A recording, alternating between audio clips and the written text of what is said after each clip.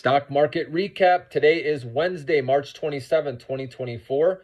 The S&P 500, the Russell 2000, the financial stocks, the energy stocks, marijuana stocks, they all outperformed the tech sectors today, okay? And this shows us or tells us that we're seeing rotation, and this is healthy for the stock market.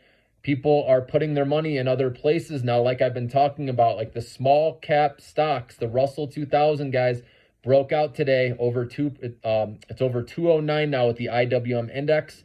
And so people are sniffing this out again with interest rate cuts eventually. People are getting in now versus later, okay? Because again, the market's 6 to 9 months forward looking. But it was amazing how at the end of the day, stocks popped, with the S&P 500 and the Russell 2000, financials, energy, okay? All these are looking nice right now. I wonder if someone knows that GDP is coming in lighter than expected, maybe a leak or something like that.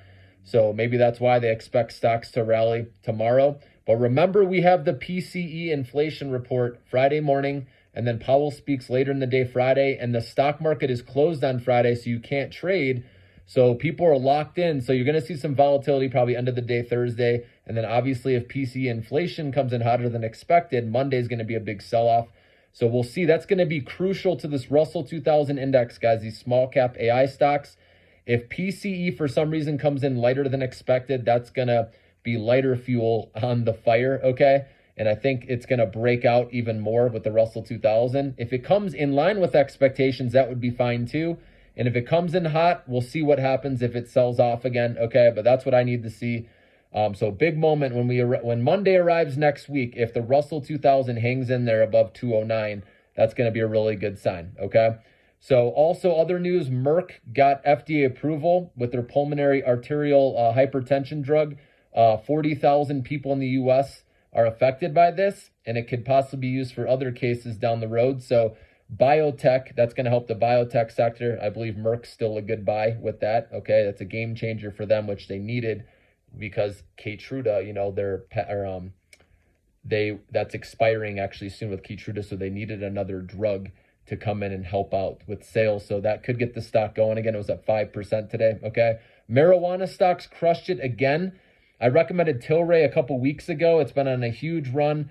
I don't like recommending them again after it's already gone up huge. And with Canadian stocks, it's a little different than the U.S. ones, okay?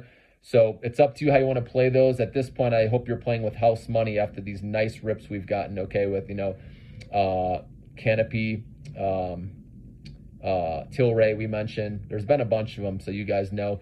But it's ones that I don't like to hold too long. They're more swing trades and day trades, so it's been a nice rally with those. But Bitcoin hung in there today. It was down a little bit. And it's hanging in there. I think it's going to rally again eventually as we get closer to the Bitcoin halving. Also, we already talked about Krispy Kreme stock, which is ticker symbol DNUT. But that one, like I said, sellers, there's profit taking today. I think that one's setting up, though, where it could be a good play tomorrow. So keep that on your radar. That's all I got for you today, guys. Have a good night. Drop me a comment. Help feed the algo. Drop me a like. Drop me that sign, right, with the dollar symbol, the money symbol on the tongue, all right?